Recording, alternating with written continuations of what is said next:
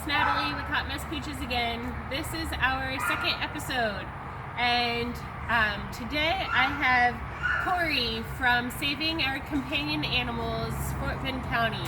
Cory is up for adoption. He is a young guy, a lab mix, pulled from the Houston area, along with his family. Cory has been here for about a month and a half now. Maybe not quite that long, but I wanted to discuss something that's really important with rescues and adoptions and bringing home new foster dogs. I wanted to discuss with you guys today decompression and giving dogs time to acclimate to their new environments before testing them, before doing a lot of behavior assessments, expecting them to get along with other dogs, putting them around animals that they don't know, or putting them in situations that they may not be comfortable with. So Cory had kind of a rough beginning as a puppy, and we are his second foster home. It took Cory a good 2.5 weeks to decompress to the point where he was comfortable with us, where he would go in and out of the doors for us without flying by us or becoming reactive at all. Now, as you can see, Cory and I are good friends. Anytime a dog is put into a new situation, if they're coming from one foster home to another, if they're coming off the streets especially, or out of the shelter, it's really, really, really important to give your dogs plenty of time to decompress. Let them tell you whenever they're comfortable with you. Don't push them, because if you push a dog that hasn't decompressed yet, then you're going to get behaviors that may ruin their chances at finding a good home. Okay, so whenever Cory first came to us, he was really, really reactive. He didn't like being touched by people, by other dogs, and as you can tell now, Cory and I are good buds. Boy. Okay? First part of decompression is get the dogs in, give them a safe kennel or crate or room where they can have space to themselves, where other dogs or other animals, young kids, aren't going to be bothering them. Take them out on short walks with you. Don't just let them free in the backyard, but leash them and take them for actual walks. If you have a very flighty dog, I would be doing that in an enclosed area like a fenced-in yard, but still not letting them free. Okay? Don't test them with their food. Okay? I'm sure they're probably getting over coming off the streets, coming out of a shelter. You may see dogs be more protective of the things that you are giving them. So don't go right into trying to put your hands on their bowls or touching them while they're eating. Allow them to decompress and become comfortable with their situation before you put them through any sort of behavior assessments. Okay? It's kind of like if someone were to pluck you out of your home and your family and say, here, I want you to go here instead with people that you've never met before, it's going to be stressful, okay? So we want to give our dogs plenty of time to decompress. You've heard me talk about CBD oil before. CBD is something great to give dogs whenever they're decompressing. It helps with anxiety, stress, things like that.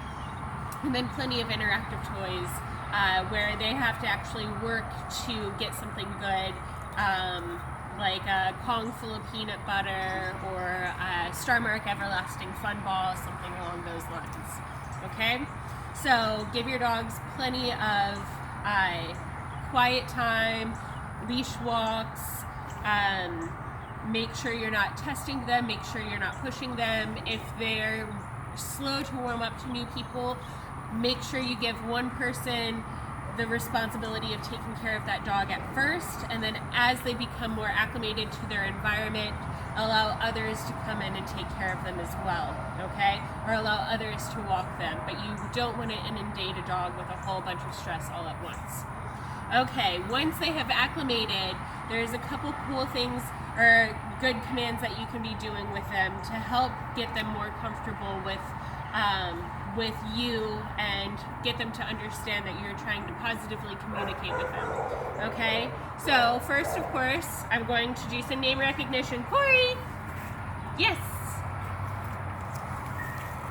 Watch. Yes!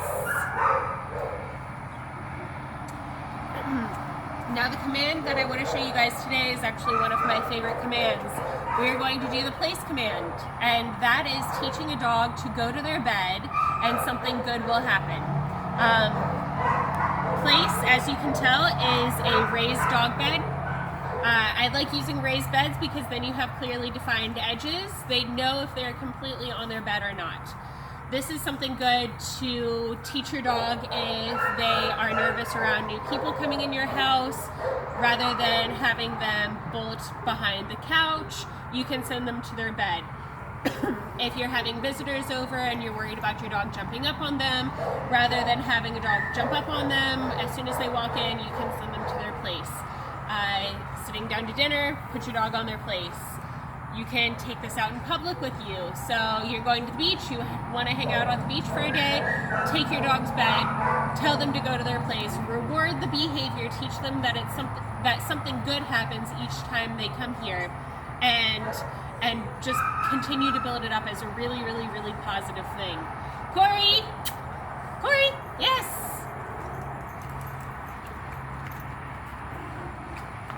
Okay. Easy enough. Lure your dog to their place. Place. Yes! Command. Mark the behavior. Reward the behavior. I'm going to let him hang out up here for a little bit.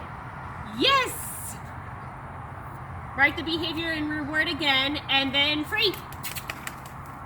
Good boy. Place. Place.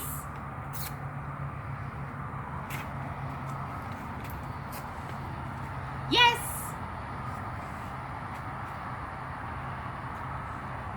So, there you have it. Pretty easy.